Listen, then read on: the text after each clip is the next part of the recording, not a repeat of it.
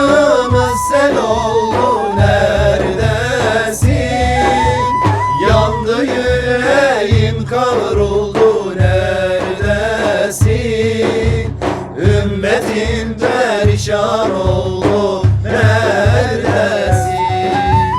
Neredesin? Can Hüseyin'im şehit oldu, neredesin?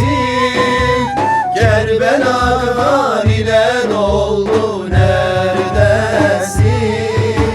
Zeynep'im perişan oldu, neredesin?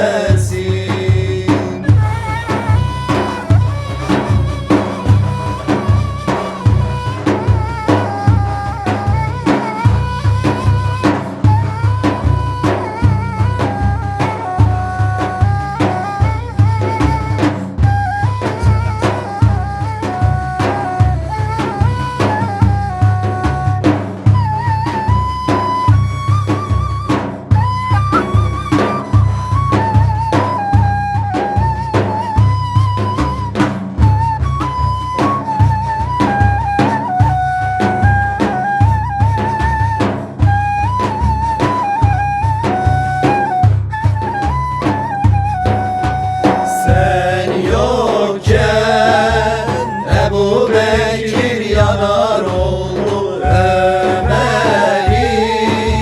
Osman'ı ayrılık vurdu Bilal'i.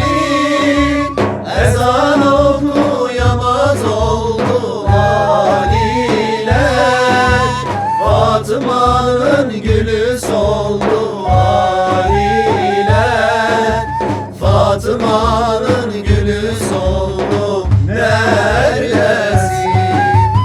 Neredesin? Gözyaşlarımız sen oldu, neredesin? Yandı yüreğim, kavruldu, neredesin? Ümmetin perişan oldu, neredesin? Neredesin? Can Hüseyin'im şehit oldu, neredesin?